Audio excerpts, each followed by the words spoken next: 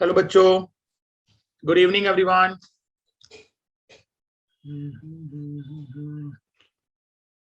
तो audio video clear है ना बेटा? हम ऑडिबल ना? एक बार फटाफट बता दो, फिर उसके बाद स्टार्ट करते हैं। नहीं है ऑडिबल कुछ। मेघा, सरिता, अनुष्का बताएं। Sir, you are audible. Okay, great. Yes. तो गैसियस स्टेट का लेक्चर नंबर अपन लोगों को कौन सा? सेकेंड।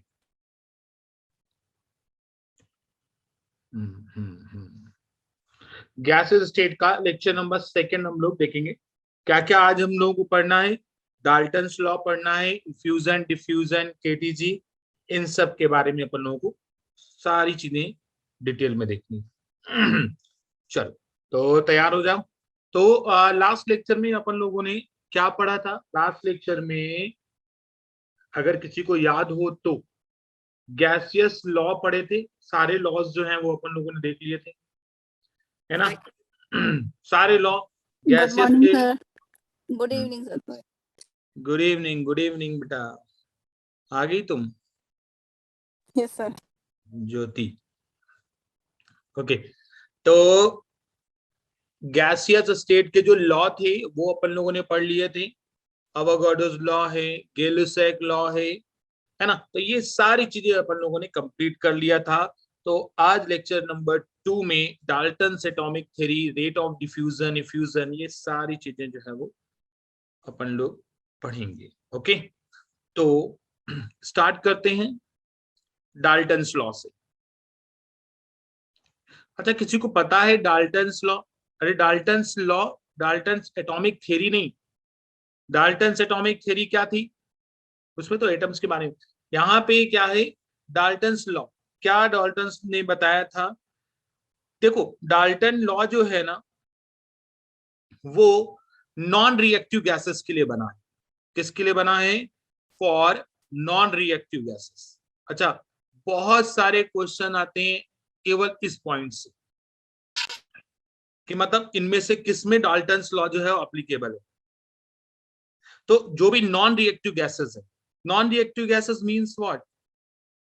जैसे H2 है, उसकी रिएक्शन हम He के साथ करा दी, तो ये रिएक्शन करेंगे क्या एक दूसरे के साथ? नहीं, He तो इनर्ट गैस है ना? तो कोई भी इनर्ट गैस मिक्स कर दिया जाए तो रिएक्शन नहीं करेगा। तो ये सब नॉन रिएक्टिव गैसेस के साथ होती है, ठीक है? तो डाल्टन ने क्या बताया कि भाई कोई भी नॉन रिएक्टिव गैसेस है ना, उनका पार्शियल प्रेशर जो होगा, जैसे एक कंटेनर लेते हैं बेटा, एक कंटेनर लिया, उस कंटेनर में नॉन रिएक्टिव गैसेस भरी हुई, नॉन रिएक्टिव गैसेस भरी हुई है। हमने क्या बोला कि एक गैस है, ए है, बी है और सी है। उनका पार्शियल प्रेशर भी अलग अलग है। पार्शियल प्रेशर ए का क्या है? Partial pressure of A. B का क्या है? Partial pressure of B. C का क्या है? Partial pressure of C. तो बोलना क्या होता है कि इसमें ये सारी गैसेस जो है वो नॉन रिएक्टिव है। तो डाल्टन ने क्या बताया कि अगर कहीं पे भी नॉन रिएक्टिव गैसेस होती हैं, एक कंटेनर में अगर गैसेस भरी हुई हैं, तो उनका जो पार्शियल प्रेशर है, टोटल प्रेशर जो है, उनके पार्शियल प्रेशर के सम के बराबर हो। जितने भी गैसेस हैं उनके पार्शियल प्रेशर जितने भी हैं उनका सम कर लो और पूरे कंटेनर का जो प्रेशर है वो आ जाएगा, अपने को वो पता चल जाएगा। जैसे हमने एक क्वेश्चन डाला कि ऐसे O2 गैस भरी हुई है, उसका पार्शियल प्रेशर मान लिया 0.2 एटीएम है। इसमें और एक गैस भरी हुई है, Ni गैस है, और बोला जा रहा है इसका 0.6 एटीएम, और बोला जा रहा है कि इस पूरे कंटेनर का प्रेशर कितना होगा।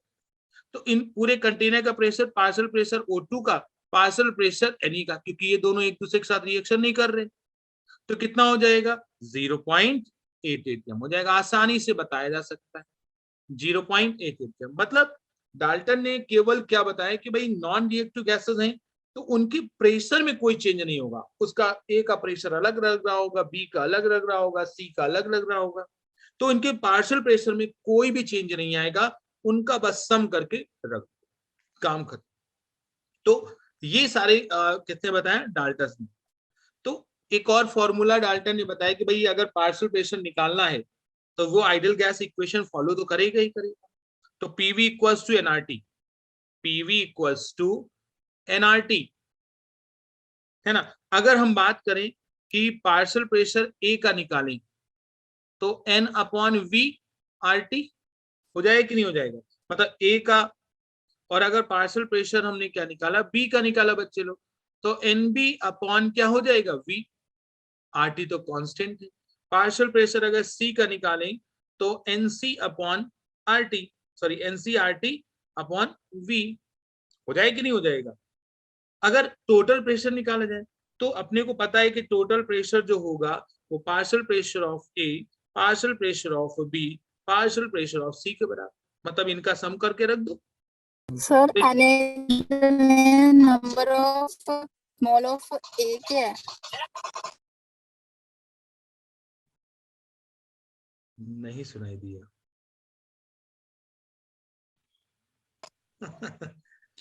थोड़ा सर सा। जो ये Na है वो मोल ऑफ ए क्या है? हाँ, नंबर ऑफ मोल्स ऑफ ए। भाई पीवी इक्वल्स टू एनआरटी में, पीवी इक्वल्स टू एनआरटी में एन क्या था बताओ? नंबर ऑफ मोल्स था ना, अवोगाड्रो लॉ। तो यहाँ पे Na, Nb और Nc ये पूरा कॉमन हो जाएगा, और ये सब जो है RT अपॉन वी सब में था। ये क्या आ जाएगा? टोटल प्रेशर आ जाएगा कि नहीं आ जाएगा? चेक करो। ठीक है, इन सब की वैल्यू यहाँ पे, इन सब की वैल्यू यहाँ पे पुटअप कर दी बस। ओके, तो यहां से एक फॉर्मूला भी बनेगा, देखते जाना कौन सा फॉर्मूला बनेगा। तुम लोगों ने राउल्ट्स लॉ में पढ़ा होगा। अगर हमने बोला कि पार्शियल प्रेशर ए और टोटल प्रेशर निकाला तो क्या होगा? पार्शियल प्रेशर ए वहां पे दिया हुआ है Na R T upon V, और टोटल प्रेशर क्या दिया हुआ है? Na, Nb और Nc, है ना, आर टी अपॉन वी। देखो क्या क्या चीजें कैंसिल हो सकती हैं। ठीक है, R T upon V, R T upon V cancel हो गया। बच्चे लोग देखते रहना। तो पार्शियल प्रेशर ऑफ ए आ गया P total equals to moles of A upon total moles. Mole fraction है ना? यस, उसको बोलेंगे मोल फ्रैक्शन। तो अपने को ये वाला फॉर्मूला पता चल गया कि अगर P ऑफ ए निकालना अपॉन P ऑफ टोटल, तो क्या हो जाएगा? Moles of A upon total moles, moles of A, moles of B, moles of C. और ये क्या होता है बच्चे लोग? मोलर ये मास। ये होता है मोल फ्रैक्शन। क्या होता है? Mole fraction. इसको बोलते हैं एक्स। किसके मोल फ्रैक्शन है? ए के। तो एक्स ऑफ ए जो ऊपर लिखा होता है ना, उसी के मोल फ्रैक्शन। इट मींस यहाँ पे फॉर्मूला अपना बन गया। क्या बन गया? P of A upon total pressure equals to mole fraction of A. तो ऐसा बन गया partial pressure of A equals to mole fraction of A P total. बच्चे लोग ये नया फॉर्मूला आ गया। अच्छा, तुम लोगों ने राउल्ट्स लॉ में भी ये पढ़ा था, है ना, सॉल्यूशन इन कॉलिगेटिव प्रॉपर्टी में राउल्ट्स लॉ था। Partial pressure of A equals to mole fraction of A into P total. ऐसे ही हम लोग पार्शियल प्रेशर बी का निकाल सकते हैं, X of B P total. Partial pressure C का भी निकाल सकते हैं बच्चे, X of C P total. निकाल सकते कि नहीं? ये फॉर्मूला आ गया। क्लियर? जहां पे एक्स क्या है? एक्स से क्या है? मोल फ्रैक्शन है। किसकी मोल फ्रैक्शन है बेटा? ए की। एक्स ऑफ बी, बी की मोल फ्रैक्शन। Okay, clear? ये वाला फॉर्मूला याद रखो बस। यही बोला जाता है Dalton's law. Okay, clear Dalton's law? देखो एक बार चेक करो जल्दी से। आई थिंक डाल्टन्स लॉ जो है वो क्लियर हो गया होगा सारे बच्चों को।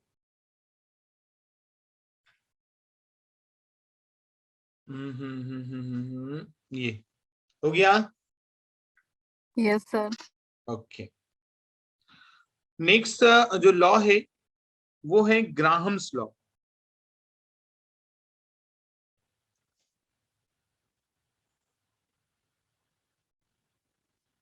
ग्राहम्स लॉ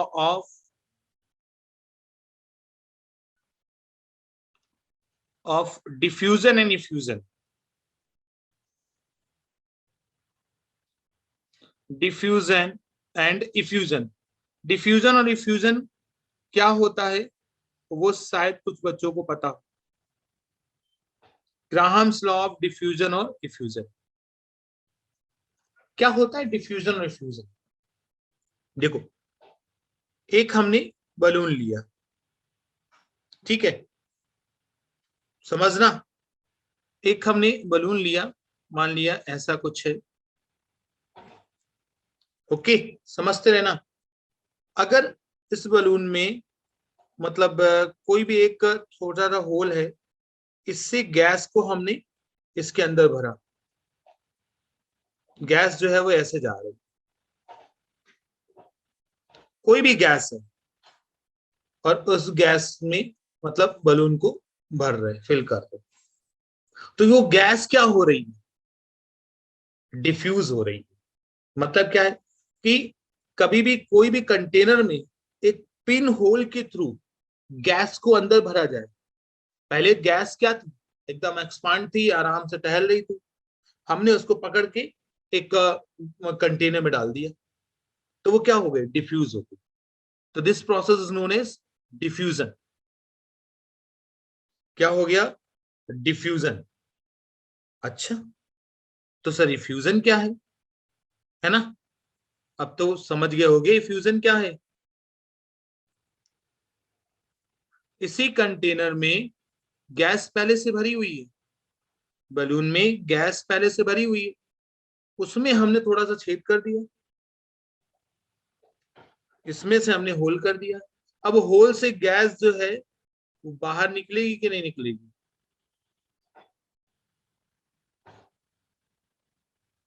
निकल रही कि नहीं? गैस बाहर निकलेगी, और यहां पे गैस जो है वो अंदर जा रही है, तो this process is known as diffusion.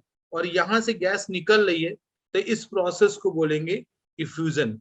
बच्चे लोग क्लियर? इफ्यूजन और डिफ्यूजन में कोई डाउट नहीं होना चाहिए, सिंपल सा मेथड है।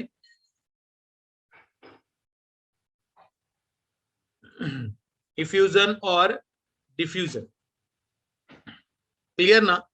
अरे बलून में हमने हवा भरी, तो वो क्या हुआ? डिफ्यूज करा, और उसमें छेद कर दिया, गैस जो अब एक्सपांड होकर बाहर निकल गई, तो वो क्या हुआ? डिफ्यूजन। अच्छा, रेट ऑफ डिफ्यूजन इफ्यूजन किसके ऊपर डिपेंड करेगा बच्चे लोग? ध्यान देना, रेट ऑफ डिफ्यूजन और इफ्यूजन, रेट ऑफ डिफ्यूजन और इफ्यूजन, ठीक है, रेट ऑफ डिफ्यूजन और इफ्यूजन किसके ऊपर डिपेंड करेगा? तो रेट ऑफ डिफ्यूजन इफ्यूजन, अगर प्रेशर ज्यादा है, ठीक है, तो रेट डिफ्यूज होने का रेट जो है वो ज्यादा हो, मतलब हम बोल सकते हैं rate is directly proportional to the pressure. Rate किस चीज का? फॉर डिफ्यूजन और इफ्यूजन।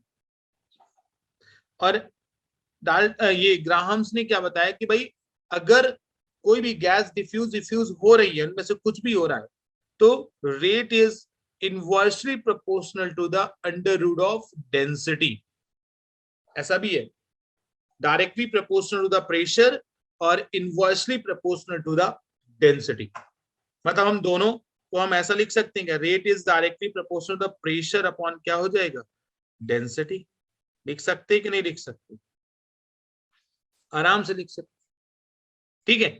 अगर डेंसिटी हुआ तो ठीक है, नहीं तो हम ऐसा भी लिख सकते हैं, rate is directly proportional to the vapour density. बच्चे लोग वेपर डेंसिटी क्या होता है? कोई बताएगा वेपर डेंसिटी क्या होता है?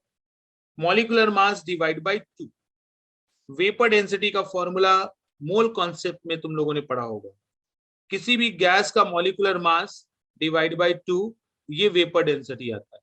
मतलब वेपर डेंसिटी जो है वो मॉलिक्यूलर मास के डायरेक्टली प्रोपोर्शनल है, तो हम रेट का फॉर्मूला इससे कनेक्ट कर सकते हैं कि भाई साहब rate is directly proportional to the vapour density की जगह पे हम क्या लिख सकते हैं? मॉलिक्यूलर मास लिख सकते हैं। तो ध्यान देना, 1/√of मॉलिक्यूलर मास, ये भी हो जाएगा। मतलब जो भी गैस जिसका मॉलिक्यूलर मास ज्यादा है उसका रेट ऑफ डिफ्यूजन कम हो पाएगा। अब मॉलिक्यूलर मास ज्यादा है तो वो ज्यादा अच्छे से नहीं निकल पाएगी ना। तो ओवरऑल ये फॉर्मूला बना कि rate of diffusion is directly proportional to the P/√d, या ऐसा भी बोल सकते हो 1/√m, या ऐसा भी बोल सकते हो rate is directly proportional to the pressure/√m। Okay, अगर कोई भी दो चीजें दी गई हैं तो उनका रेट निकालना है तो हम बोल सकते हैं R1/R2 क्या हो जाएगा P1/P2, और ये रूट में नीचे है तो यहाँ पे क्या आ जाएगा √m1, और यहाँ पे क्या आ जाएगा √m2। ऐसा भी क्वेश्चन आते हैं। तो ये डायरेक्टली प्रोपोर्शनल, ये प्रेशर है और ये m क्या है मोलर मास है, या हम बोल सकते हैं मॉलिक्यूलर मास है बेटा। m क्या है मॉलिक्यूलर मास। फटाफट क्लियर करो जल्दी से इसके सर ऊपर जो पहले वाली स्लाइड है ना उसमें कुछ समझ नहीं आया। इससे सर ये क्वेश्चंस बीडी वाला पहले ये वाले जो ब्लॉक दिए गए हैं ना, सर्कल दिया गया है, उसमें चीजें पहले क्लियर करो। डिफ्यूजन इफ्यूजन पता चला,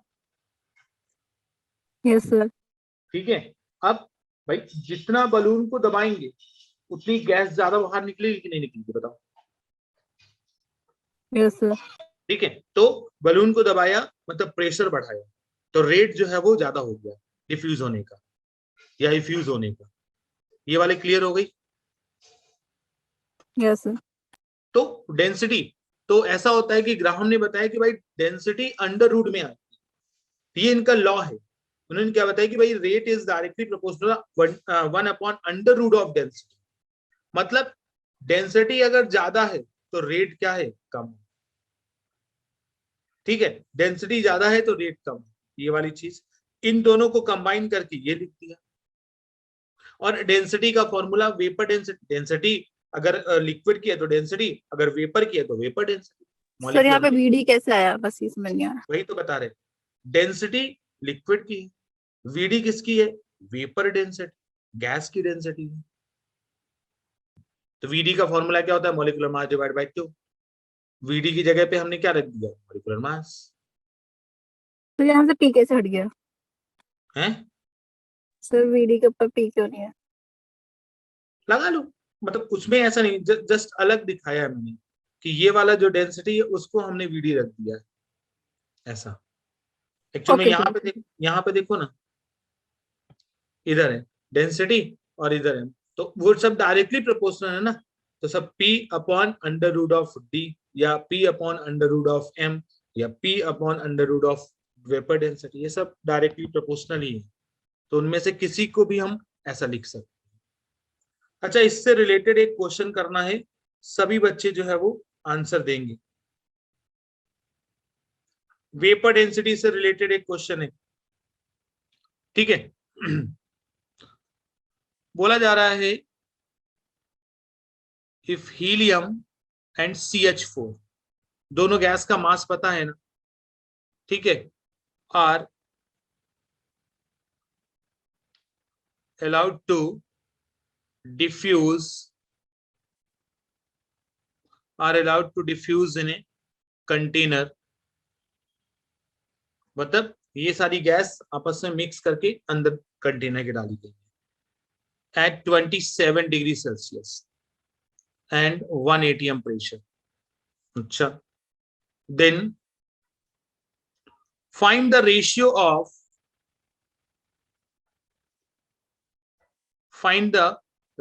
ऑफ diffusion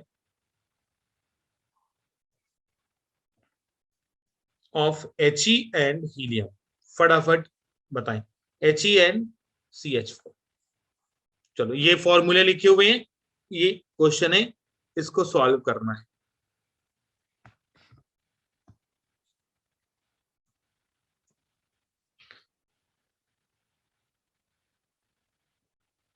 टू रेशियो 1 2:1 और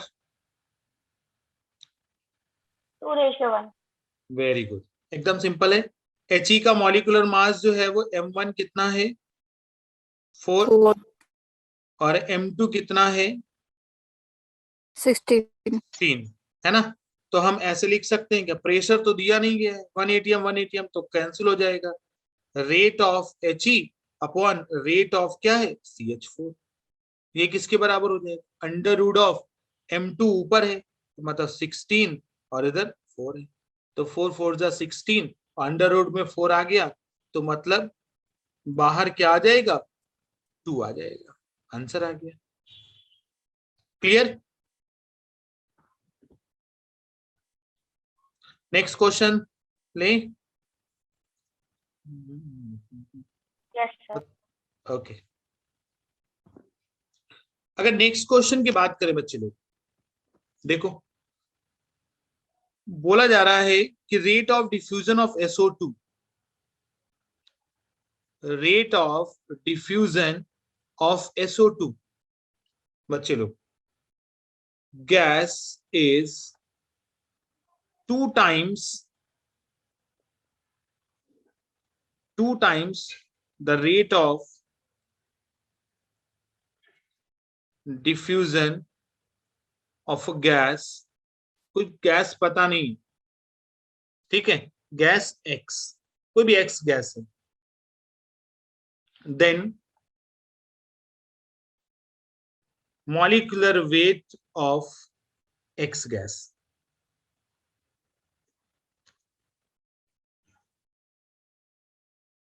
मॉलिक्यूलर वेट जो है वो X गैस का निकलना, जल्दी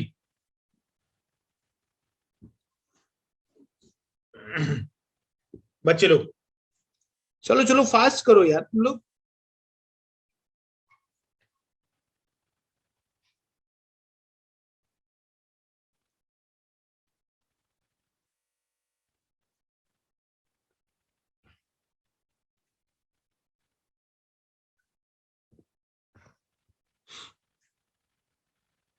फोर X का 4 आया, और मतलब मॉलिक्यूलर वेट X का 4 आया, ऐसा। Yes sir. ओके 12। 12, और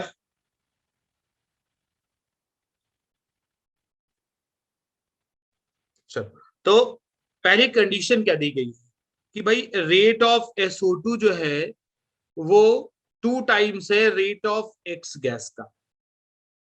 फॉर्मूला लगा दो, इसका क्या हो जाएगा, m ऑफ, हम बोल सकते हैं क्या इसका 1 upon under root of m बोल सकते हैं, 1 upon under root of m x, और इधर m किसका CO2 का बच्चे लोग, ठीक है। अभी चेक करते रहना आंसर। अब इसको हम ऐसा लिख सकते हैं क्या, under root of m of x और m of SO2 equals to 2, ऐसा लिख सकते हैं, एकदम लिख सकते हैं।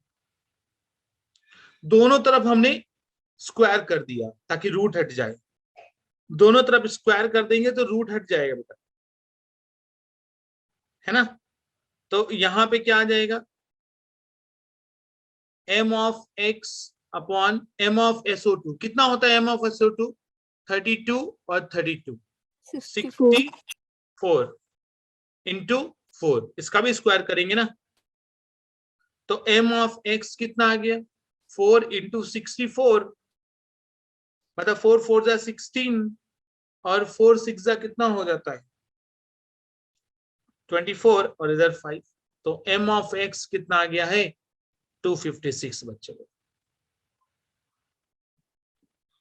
गलत हो गया तुम लोगों का, पता नहीं क्या किया था तुम लोगों ने, कैसे 2 4 ऐसे कुछ निकाला था। ओके चलो, नेक्स्ट अपन लोग आगे पढ़ते हैं KTG, फिजिक्स में भी तुम लोगों ने पढ़ा होगा, काइनेटिक थ्योरी ऑफ गैसेस, क्या होती है काइनेटिक थ्योरी ऑफ गैसेस? तो कुछ अजम्पशंस बताए गए कि काइनेटिक थ्योरी ऑफ गैसेस में जो गैसेस पार्टिकल्स होते हैं वो किस नेचर के होते हैं। ठीक है, तो कैसे कुछ एजम्पशंस बताए गए। अच्छा, किसी को पता है क्या कौन कौन से एजम्पशंस बताए गए थे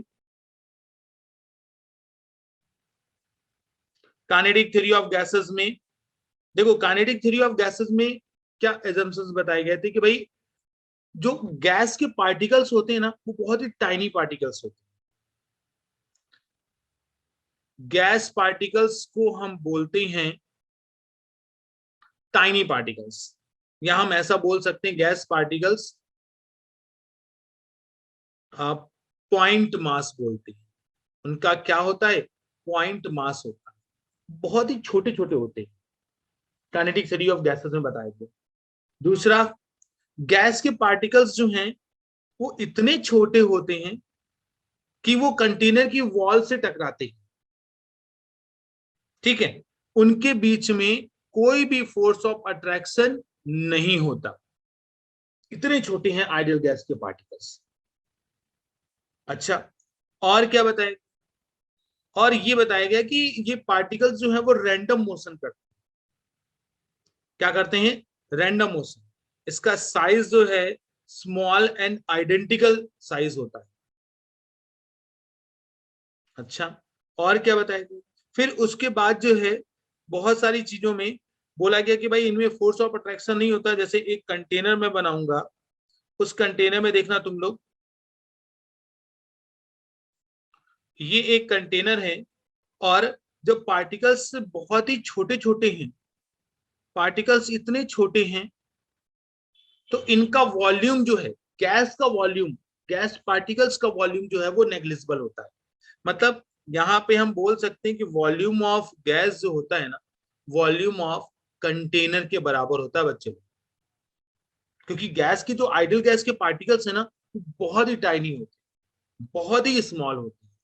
इसकी वजह से हम बोल सकते हैं कि आइडियल गैस पार्टिकल्स जो है वो आइडेंटिकल और स्मॉल साइज के होते हैं। इसलिए गैस का कोई भी वॉल्यूम नहीं होता है, कंटेनर का वॉल्यूम जो होता है वही गैस का वॉल्यूम होता है। ये किसमें बताया गया? केटीजी में बताया गया। अच्छा, बहुत सारे एजम्पशंस को मिक्स करके एक इक्वेशन बनाई गई, उसको क्या बोले? Kinetic gas equation. बताओ बच्चों, काइनेटिक गैस इक्वेशन किसी को याद है? फिजिक्स में पढ़ाई गई होगी। काइनेटिक गैस इक्वेशन जो होती है पीवी इक्वल्स टू 1/3 mn/u²। ये होती है kinetic gas equation. Kinetic energy नहीं, काइनेटिक गैस इक्वेशन। ये सारे अजम्पशंस को देख के एक इक्वेशन बनाएगी। जैसे आइडियल गैस इक्वेशन नहीं है पीवी इक्वल्स टू एनआरटी, वैसे ही काइनेटिक गैस इक्वेशन बनाएगी पीवी इक्वल्स टू 1/3 mn/u²। जहां पे m क्या है? जहां पे m क्या है? Molar mass. Yes, mass of gas. यहां पे n क्या है? Number nominal. Of molecules. Number of molecules, moles तो है नहीं, अगर मोल्स होते तो स्मॉल n लिखते। और जहां पे u क्या है? v आरएमएस वेलोसिटी, मतलब आरएमएस वेलोसिटी। u क्या है? RMS velocity. आरएमएस वेलोसिटी होती क्या है अभी अपन लोग आगे थोड़ा सा पढ़ेंगे। अच्छा, इसको थोड़ा सा और आगे डिराइव किया। PV equals to 1/3 n। इसको हम ऐसे कर दें क्या? 2 से डिवाइड कर दें, 2 से मल्टीप्लाई कर दें। इधर 2 से डिवाइड मल्टीप्लाई करिए, 2 से डिवाइड। mv²। ये क्या आ गया? हाफ mv² क्या आता है? काइनेटिक। Kinetic energy. तो हम ऐसा लिख सकते हैं क्या? 2/3 n काइनेटिक एनर्जी। ये जब जब n मॉलिक्यूल्स हैं, अगर एक मॉलिक्यूल है तो काइनेटिक एनर्जी आराम से आ सकती है। तो फॉर्मूला क्या था? यहां पे लिखते हैं पीवी है 2/3 n काइनेटिक एनर्जी। ये था, ये किसके लिए था? For n molecules. अगर गैस के n मॉलिक्यूल्स हैं तो उसके लिए है बेटा। अगर गैस के एक मॉलिक्यूल है तो क्या होगा? अगर एक मॉलिक्यूल है तो ये वाला फॉर्मूला होगा 2/3, n की जगह पे कुछ नहीं, काइनेटिक एनर्जी। n की जगह पे क्या हो जाएगा?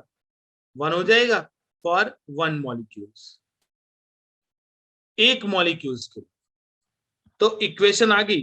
काइनेटिक अगर एनर्जी निकालनी है आइडियल गैस के पार्टिकल्स की तो 3/2 पीवी ऐसे लिख सकते हैं कि नहीं लिख सकते?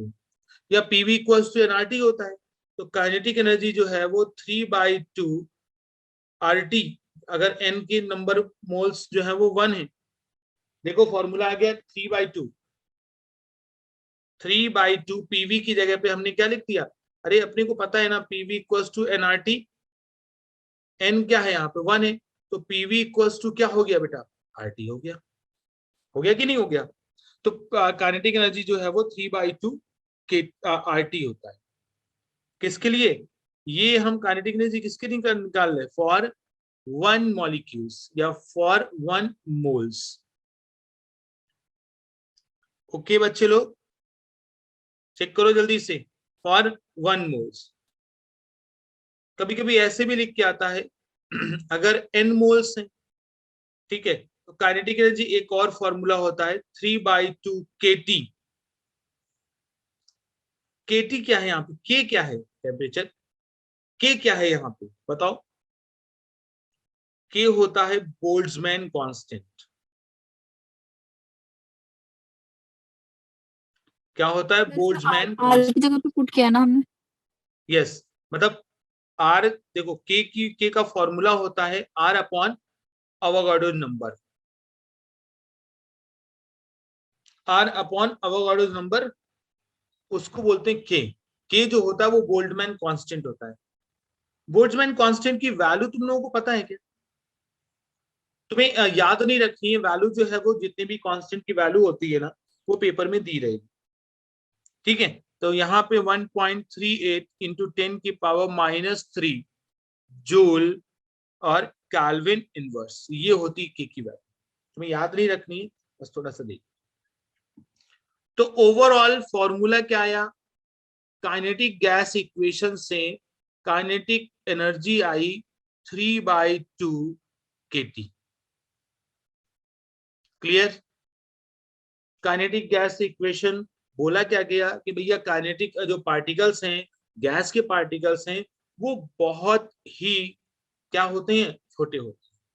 इतने छोटे होते हैं कि वो एक दूसरे को फोर्स ऑफ अट्रैक्शन ही नहीं लगा पाते हैं। तो भाई साहब प्रेशर कहां से जनरेट होगा?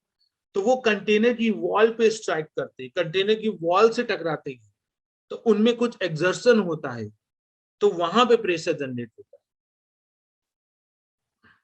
चेक करो जल्दी से ये वाली बात क्लियर है कि नहीं? तो ये वाला फॉर्मूला याद करना है बस। के की वैल्यू ये है। के क्या है? Boltzmann constant. कभी कभी के नहीं दिया रहता है, 3/2 RT भी लगा के आंसर आता है। अगर क्लियर हो तो आगे बढ़े, जल्दी से बताओ। Okay done. Okay sir. Next हम बात करते हैं, जैसे मैंने बोला कि VRMS क्या होता है। तुम्हें फिजिक्स में पूरा डेरिवेशन बताया जाएगा, अपने को केमिस्ट्री में केवल और केवल फॉर्मूले याद करने हैं कि VRMS कितनी कितनी वेलोसिटी है। तो पहले तो V एवरेज, VRMS और VMPS। VRMS वेलोसिटी और VMPS मोस्ट प्रोबेबल स्पीड। देखो एवरेज वेलोसिटी ये होता है रूट मीन स्क्वायर वेलोसिटी, और ये होता है most probable speed. Most probable speed VRMS root mean square velocity, V average. तो ये सब वेलोसिटी गैस के पार्टिकल्स के लिए ही है, और ये सब अलग अलग है। क्या होता है वी एवरेज का formula? Under root of 8 RT upon pi M. ये वाला फॉर्मूला याद रखना, 8 RT अपॉन पाई एम। अच्छा, RT की जगह पे हम ऐसा भी लिख सकते हैं 8 PV इक्वल्स टू RT, तो PV अपॉन क्या, पाई एम। RT की जगह पे हम PV भी लिख सकते हैं। अच्छा, RMS वेलोसिटी जो होती है वो under root of 3 RT upon M, ऐसा भी लिख सकते हैं under root of 3 PV upon M. MPS velocity जो होती है under root 2 RT upon M, या हम ऐसा भी लिख सकते हैं under root of 2 PV upon M. बच्चे लोग ध्यान देना, ये वेलोसिटी के फॉर्मूले फटाफट याद करो, V एवरेज, V MPS और V RMS। अच्छा, तुम्हें देख के लग रहा होगा कि कौन ज्यादा है, कौन ज्यादा वैल्यू है, बताओ मुझे कौन सी ज्यादा वैल्यू है।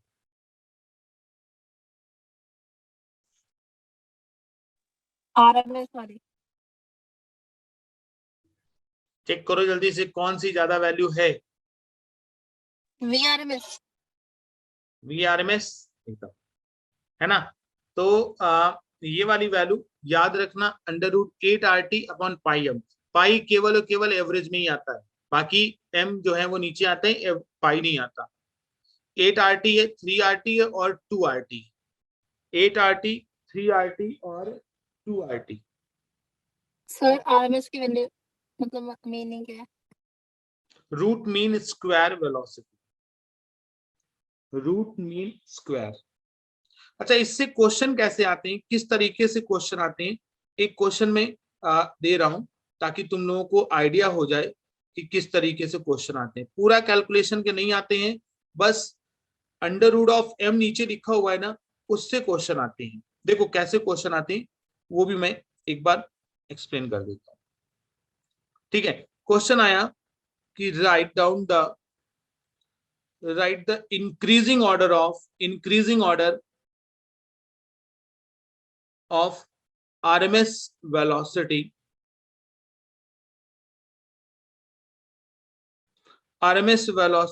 of किसकी किसकी, H2, O2, CO2 और HBr। इसकी RMS वेलोसिटी इंक्रीजिंग ऑर्डर में दिखी।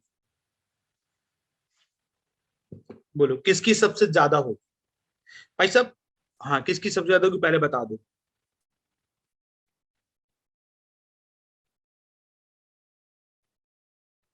तो ये ऐसा होता है, इस तरीके क्वेश्चन को ऐसे सॉल्व। हाइड्रोजन की सबसे ज्यादा होगी। हाइड्रोजन की सबसे ज्यादा होगी, वेरी गुड। क्योंकि भाई VRMS जो होता है ना, वो 1 upon under root of M होता है, जिसका मॉलिक्यूलर वेट सबसे कम, उसकी RMS वेलोसिटी सबसे ज्यादा। तो RMS वेलोसिटी सबसे ज्यादा किसकी, इसकी। तो ऑर्डर अगर लिखना है तो HBr का मास सबसे ज्यादा होगा तो वेलोसिटी सबसे कम होगी, फिर उसके बाद जो है CO2, फिर उसके बाद O2 और फिर उसके बाद H2। सबसे ज्यादा RMS velocity, order of VRMS। Clear है ना, कैसे क्वेश्चन आएंगे मतलब पूरा ब्रोमीन का एटॉमिक मास क्या होता है? ठीक है, एटॉमिक मास किसी का याद नहीं रखना है तुम्हें।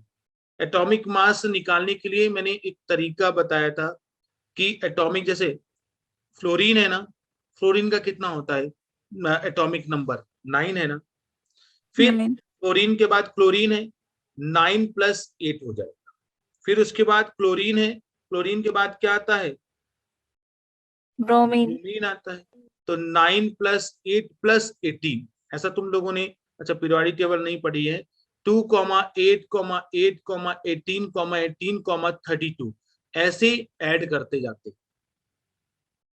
ठीक है, तो यहां पे देखो ना, 18 और 8 और 9 ये सबसे ज्यादा वैल्यू है, और उसका डबल करेंगे ना तो सबसे ज्यादा वैल्यू आएगी। किसी मतलब पूरे एटॉमिक नंबर, एटॉमिक मास तुम्हें पूरे का याद ही नहीं रखना, और याद भी नहीं कर पाओ कभी। तुम्हें क्या करना है, जो लॉजिक बता रहे वो यूज कर। क्लियर, तो सबसे ज्यादा इसका आ रहा है तो इसकी वजह से। क्लियर ना, इस तरीके से क्वेश्चन कैसे आते हैं वो क्लियर हो गया। जल्दी बताएं। Yes, खुशी। sir.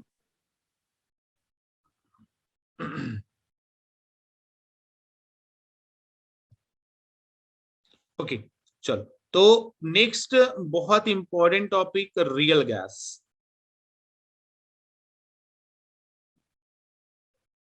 क्या है रियल गैस? अच्छा, रियल गैस के बारे में थोड़ा सा मुझे बताओ कि रियल गैस होती क्या है? किसी को थोड़ा बहुत याद हो? अभी तुम लोग 3 महीने बाद जो है वो नीट का एग्जाम देने वाले हो। कुछ बच्चे तो सोने चले गए, पता नहीं कैसे डॉक्टर बनेंगे, है ना? अभी से नींद आती है तो मतलब ऑपरेशन जब करना होता है, सर्जरी किसी की आती है ना, तो डॉक्टर को देखा है मैंने, 12-12, 15-15 घंटे लगातार ऑपरेशन थिएटर में रहते हैं, ओटी में रहते हैं। डॉक्टर बनना है तो कुछ ना कुछ तो करना पड़ेगा ना। लेकिन कुछ को तो इतनी नींद आती है, भैया क्लास क्लास ऐसी तैसी में जाए और बस सोना है। ऐसे डॉक्टर जो है वो नहीं बनेंगे। रियल गैस क्या होती है? रियल गैस जल्दी बताएं, थोड़ा सा आइडिया दें। Idle gas. मतलब देखो, रियल गैस मतलब एक्चुअल में कोई भी गैस जो है वो आइडियल गैस नहीं होती है। कोई भी गैस जो है वो आइडियल गैस नहीं होती। मतलब जैसे तुम लोग सुने होंगे कि H2 I2 ये सब जो है, मतलब H2 है, Br2 है, ये सब आइडियल गैसेस है। कोई भी चीज परफेक्ट नहीं होती है। तो कोई भी गैस जो है वो रियल गैस, आइडियल गैस नहीं होती है। सारी जो गैसेस है ना वो रियल गैसेस है, रियल गैसेस। कोई भी गैस जो है वो आइडियल नहीं होती। हाँ, आइडियल गैस को रियल गैस में कन्वर्ट किया जा सकता है। ठीक है, आइडियल गैस, देखो जैसे रियल गैस को आइडियल गैस में कन्वर्ट किया जा सकता है। Real gas can be converted into ideal gas at high, sorry, at low pressure, high temperature. अगर रियल गैस ये कंडीशन हुई तो रियल गैस क्या बन जाएगी? आइडियल गैस बन जाएगी। क्या बन जाएगी बच्चे लोग? Ideal gas. Real gas can be converted into ideal gas. No gas, मतलब 11 टाइप की जो भी गैसेस हैं, कोई भी गैस आइडियल नहीं होती कि सारे लॉ को फॉलो करें। सारी गैसेस रियल है और रियल गैसेस आइडियल गैस में कन्वर्ट हो सकती। कब? जब लो प्रेशर, हाई टेम्परेचर रखा जाए, LPHT। और अगर रियल गैस है तो उसको कैसे पहचाना जाएगा? तो एक फैक्टर होता है कंप्रेसिबिलिटी फैक्टर। क्या होता है? Compressibility factor. अगर कंप्रेसिबिलिटी फैक्टर तुम्हें पता चल जाए, जो कि जेड होता है, कंप्रेसिबिलिटी फैक्टर की वैल्यू अगर इक्वल्स टू 1 नहीं आई तो वो गैस जो होगी वो real gas.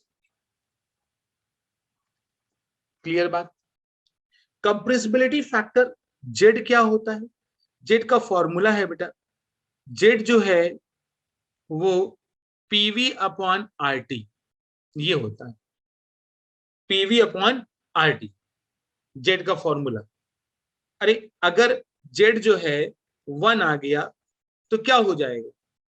PV equals to RT, जो कि आइडियल गैस है। और जेड जो है वो नॉट इक्वल्स टू 1, तो PV is not equals to RT, है ना? तो ये किसके लिए कंडीशन है? जेड जो है 1 आ गया तो आइडियल गैस की कंडीशन। और ये पीवी जेड इक्वल्स टू 1 नहीं आया तो ये कौन सी गैस की इक्वेशन है? रियल गैस की इक्वेशन है बच्चों। ध्यान देना, आइडियल गैस और रियल गैस में डिफरेंस समझो। फिर से एक बार, कोई भी गैस आइडियल नहीं होती है। Real gas can be converted into can be converted into ideal gas when low pressure and high temperature maintained. अच्छा, ठीक है। और भी एक चीज है कि रियल गैस जो होती है उसका कंप्रेसिबिलिटी फैक्टर जो है, जिसको जेड से डिनोट करते हैं, वो कभी भी 1 के बराबर नहीं हो सकता। तो हम पता कैसे करेंगे? तो कंप्रेसिबिलिटी फैक्टर का फॉर्मूला है पीवी अपॉन एनआरटी, भी बोल सकते हो आरटी भी बोल सकते हो। अगर प्रेशर वॉल्यूम अपॉन आरटी किया, अगर जेड की वैल्यू 1 नहीं आई, तो वो गैस जो हो जाएगी वो रियल गैस बच्चे लोग। और जेड का एक और फॉर्मूला है कि PV real upon PV ideal. ये भी अगर रेशियो दिया गया है और ये रेशियो 1 नहीं आ रहा है, तो वो गैस जो है वो रियल गैस है। अगर इनका रेशियो 1 आ रहा है, तो वो जो हो जाएगी वो आइडियल गैस हो जाएगी। बच्चे लोग ये वाले इन पॉइंट्स को क्लियर करो जल्दी से कि एक्चुअल में रियल गैस क्या है, आइडियल गैस क्या है। रियल गैस को आइडियल गैस में कन्वर्ट कैसे किया जा सकता है, कंप्रेसिबिलिटी फैक्टर क्या है, उसके ऊपर ध्यान दो।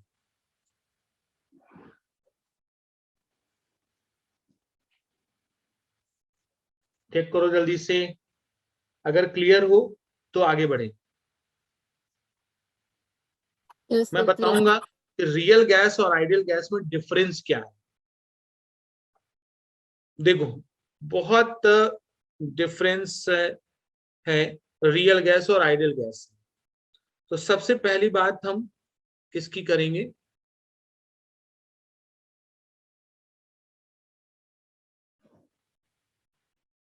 देखो, यहां पे आइडियल गैस की बात करेंगे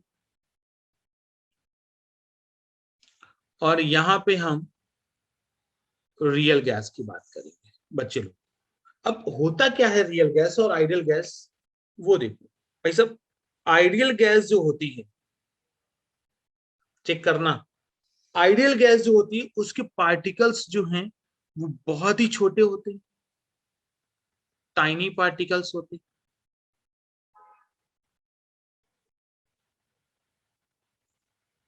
है ना। लेकिन हाँ, रियल गैस के पार्टिकल्स जो होते हैं वो रिजिड स्फीयर होते हैं, मतलब छोटे छोटे नहीं, बड़े बड़े पार्टिकल्स होते हैं। जैसे एक कंटेनर बनाए और उस कंटेनर में हमने आइडियल गैस को रखा और एक कंटेनर में हमने रियल गैस को रखा, देखते जाना।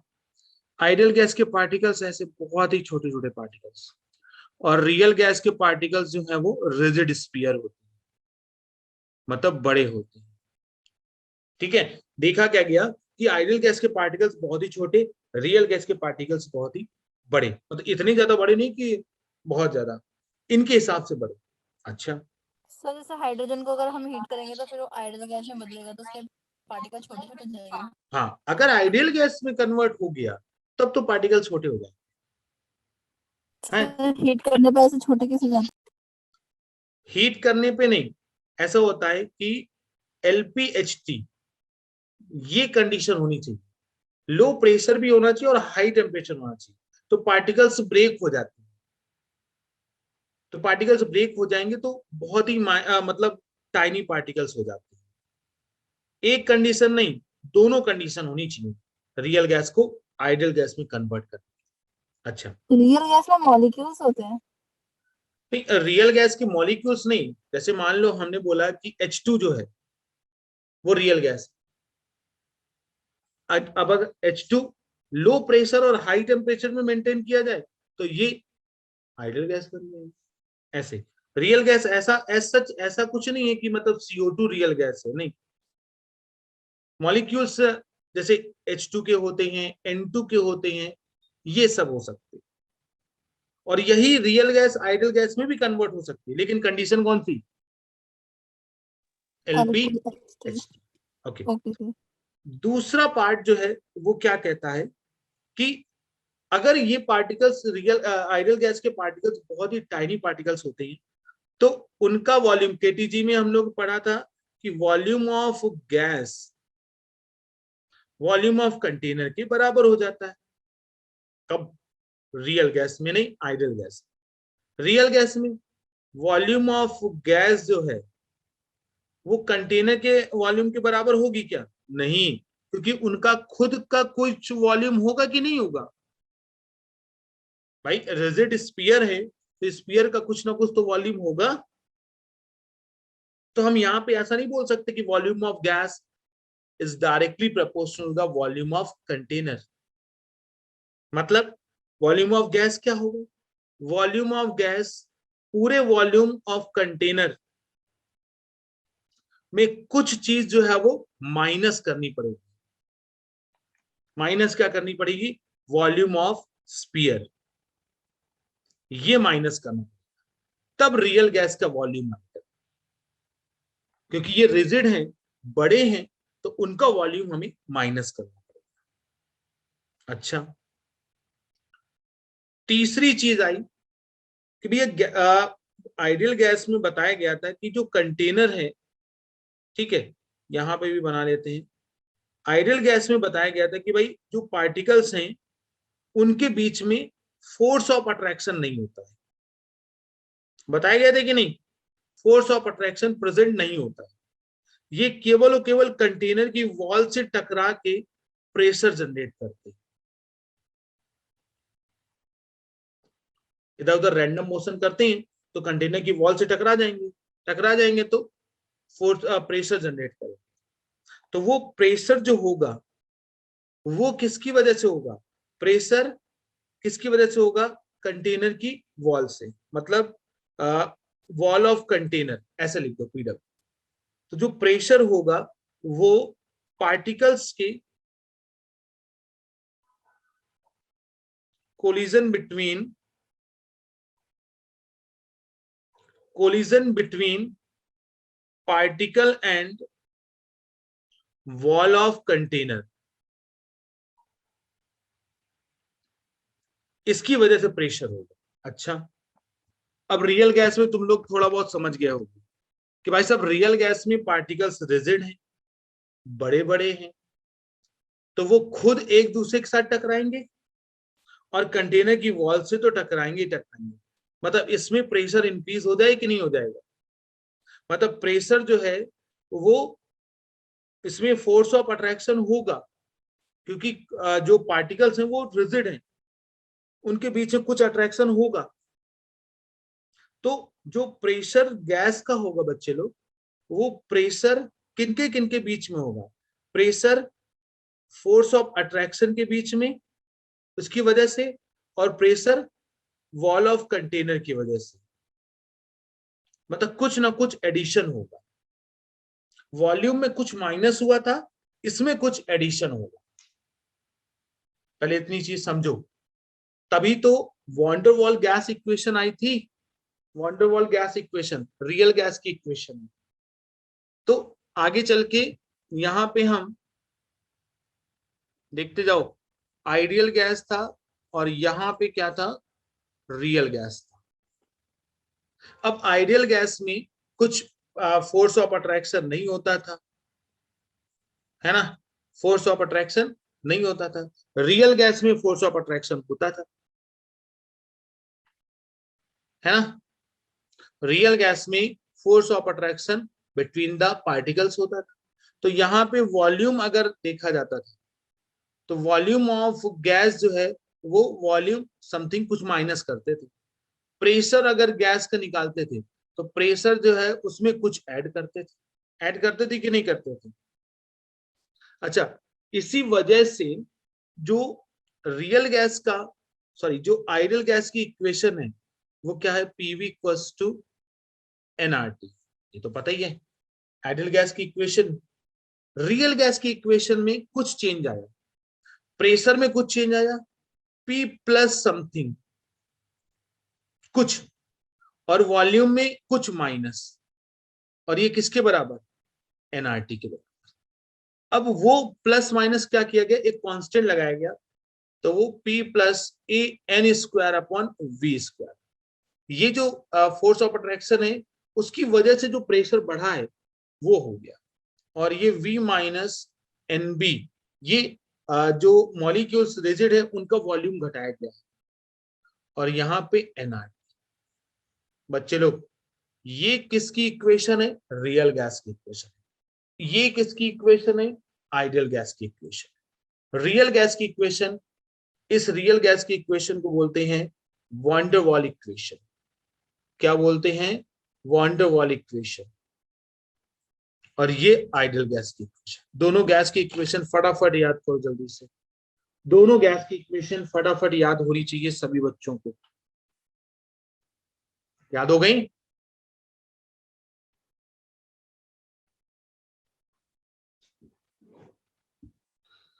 ओके, तो ये सारी चीजें अगर याद हो गई तो फिर से ये वाला वीडियो फिर से देख लेना, ठीक है? आई थिंक सारी चीजें क्लियर हो गई होंगी। 1 to 1 सारी चीजें मैं पढ़ा रहा हूँ, कुछ चीजें स्किप नहीं कर रहा हूँ। तो मतलब सभी बच्चे जो है वो रेगुलर क्लास अटेंड करें, अगर जो सीरियस है। जो सीरियस नहीं है तो वो आए जाएं, लेकिन जो सीरियस है वो बच्चे क्लास अटेंड करें, ठीक है? तुम्हारा ही फायदा होगा। चलो, थैंक यू सो मच। इसके बाद नेक्स्ट लेक्चर में हम लोग आगे बढ़ेंगे। Thank you so much, bye bye, good night. Sir एक क्वेश्चन पूछना था। बोलो। सर जैसे कोई नीट का एग्जाम दे रहा था, वो सीओसीटी का एग्जाम देगा? अगर कोई नीट का एग्जाम दे रहा है वो, सीओसीटी का एग्जाम भी देगा? हाँ वो दे सकता है, ठीक है? वैसे तो मैं, कंपल्सरी? हाँ कंपल्सरी है? नहीं नहीं, कंपलसरी नहीं है, एकदम कंपलसरी नहीं है। अगर नीट का एग्जाम दे रहा है ना तो उससे ही अच्छे कॉलेज मिल जाएगा, कोई कंपलसरी नहीं है। मतलब कोई एग्जाम देना जरूरी है? हाँ, नीट का एग्जाम देना जरूरी है ज्यादा। ओके। ओके चलो, ठीक है, तो मिलते हैं नेक्स्ट लेक्चर में। चलो, thank you so much, bye. Thank you sir. Bye.